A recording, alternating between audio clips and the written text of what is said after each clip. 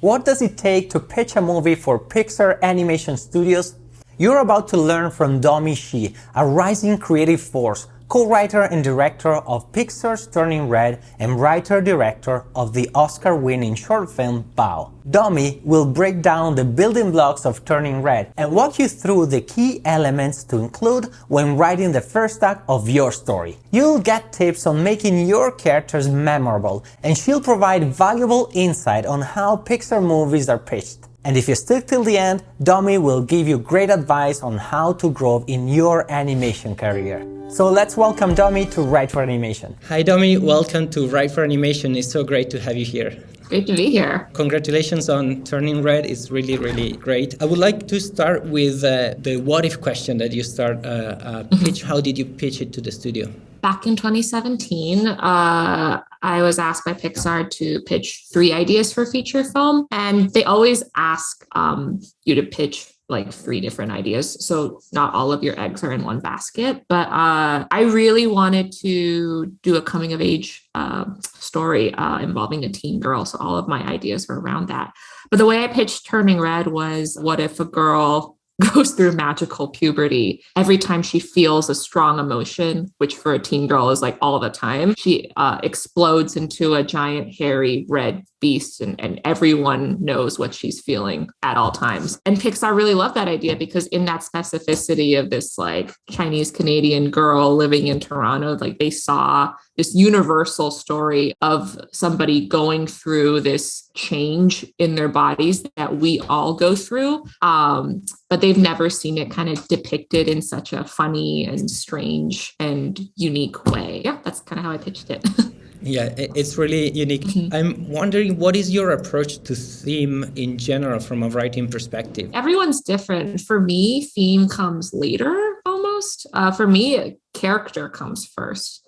And especially for Turning Red, like the character of May and her mom formed kind of in my mind, but also as I was kind of drawing them out, because I like to think visually, like I like to think through like drawing like little scenarios and little interactions with the 2 characters. So that's kind of what happened with Turning Red. Like we came up with the character of May and Ming and like how they would be in conflict with each other. And then this theme of growing up, of adolescence, of embracing change, like all of that stuff came when we got like the writer Julia Cho to come on board, and she was able to like kind of dissect and clean up and tie together all of these weird elements that I wanted to put in the movie. It's interesting because like the very first draft, like we put in so much stuff because there were all of these themes that we wanted to explore. Like it wasn't just puberty, it was like also intergenerational trauma. It was also this family feud kind of happening.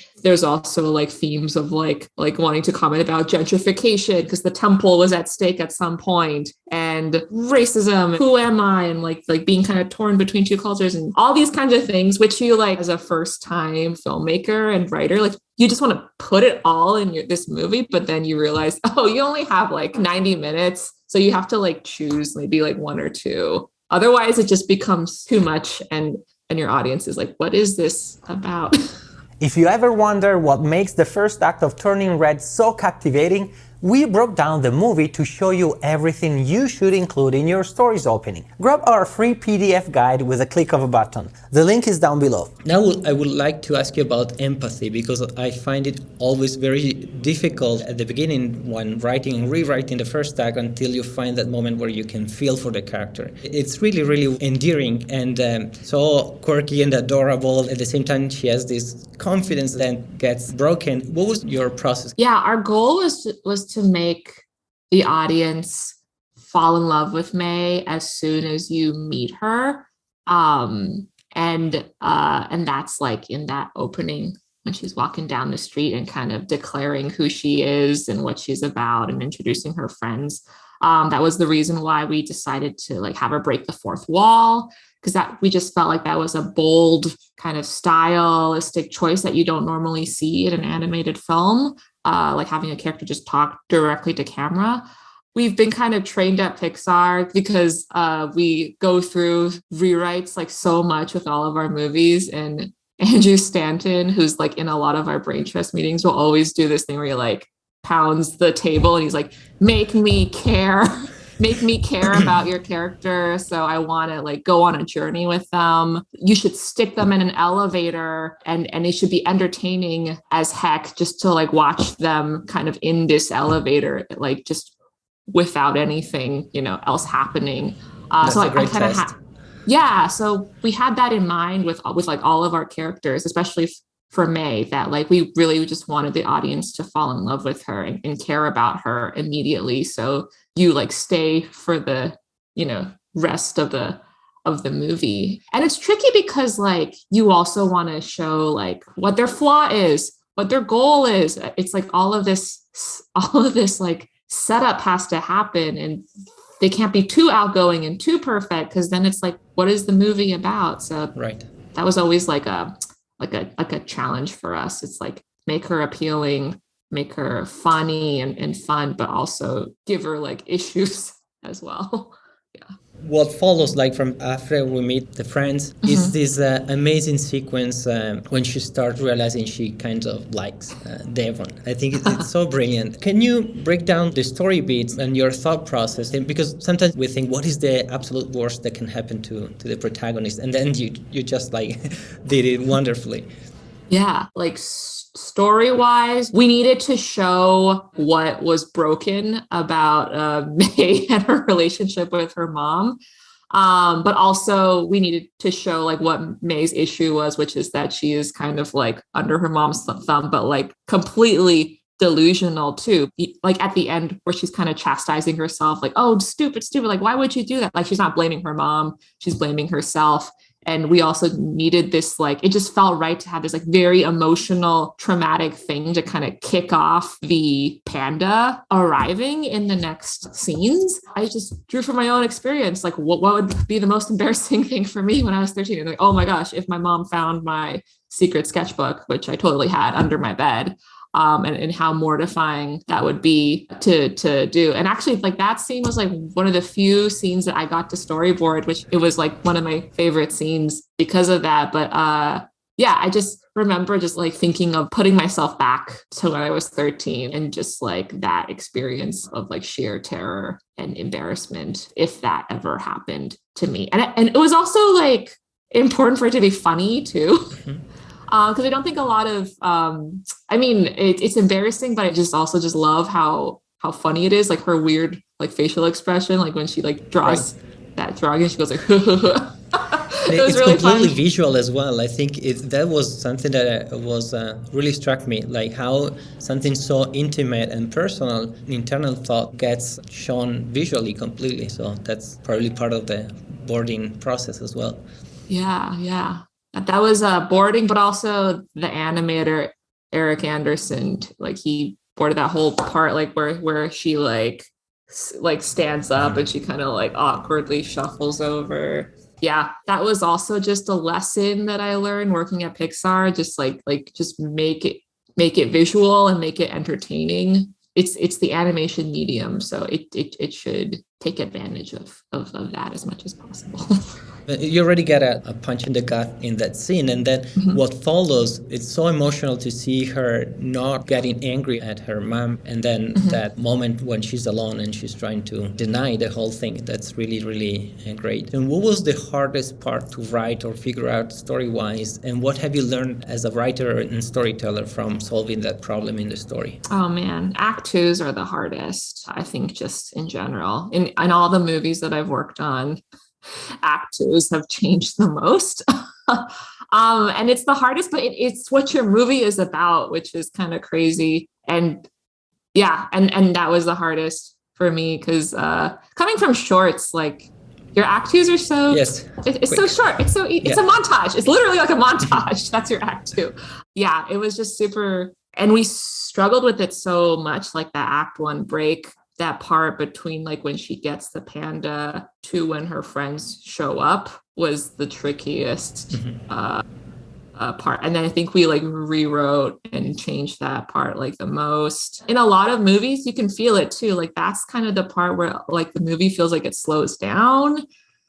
It's just tricky. It's tricky. And it's like, how do you launch yourself into into this, into act two, but also you're like setting up a lot of stuff as well, but also you're like tracking everybody's goals. I don't know. It just takes a lot of, but I think, you know, having Julia there to kind of constantly remind us that like, this is, you know, May's story. This is a story about a girl going through puberty. It really helped us like pare down like a lot of other elements that were there in like older drafts. But it was just always so long and boring. Can you think about a specific example that changing it or removing it made it better? Yeah. Oh, yes. Oh my gosh. Well, one thing that we like, it was a last minute change after the audience preview was we cut out this whole 1.5-minute scene in the beginning of the movie. So, you know, so right now, like it starts with like a photo of like little May with her tea set. That was a whole scene. Like it was a cold open on like we're shooting through the viewfinder and this camera's on this like Caucasian family. They like take a picture and they leave, and then May and her mom come in and you're introduced to May and her mom and their dynamic. And Ming is like being very like bossy. She like dresses the set. She like brought all the props, like that vase, the flowers, and she's like bossing around the photographer. And it was always really funny when we first showed it, and that scene like survived like 8 screenings, and we even animated it. Like our poor animator, Rob Denovan, spent like months animating it because it was one shot and it lasted forever, and it was so complicated and it was hilarious.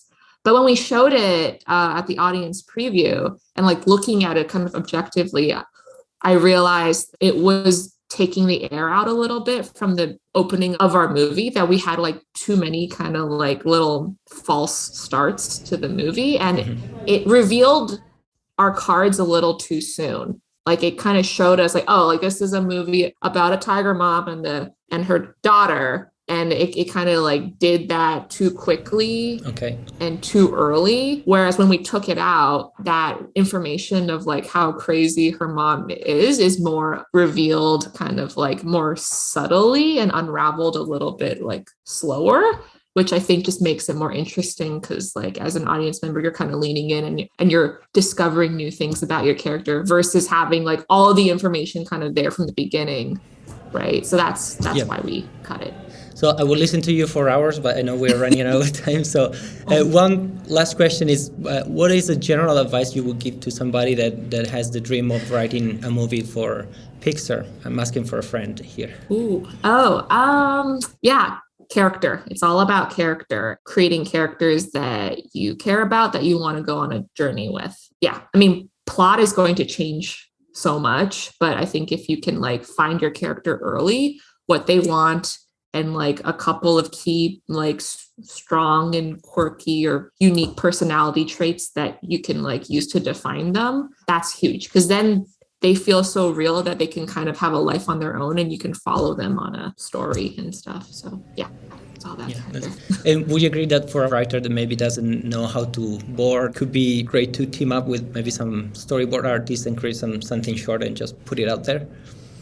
Oh yeah, for sure. I boarded Bao, but when I first started on it, it was like a personal project, and I just drew up these quick sketches and I just showed them to people around the studio. I'm like, hey, if you guys have free time, I like pitched to them this idea, this weird idea of this mom eating a dumpling, and that's how, you know, people were excited to like come on board and like draw for me. Or yeah, so I think like sharing your work, trying to connect with people, like helping them out on their stuff too. Like I think filmmaking, just making these types of stories, it takes a lot of collaboration. So yeah, that's hugely important. Well, Domee, thank you so much for sharing with the Write for Animation community. It's been really great, and it's going to help a lot of aspiring writers and writers. Awesome. Thank you. Have a wonderful day. Thank you. Yeah, you too. Bye. Bye. Now keep learning from Pixar storytellers by clicking on this playlist I put together for you. I'm Pietro, this is Write for Animation, and I'll see you in the playlist.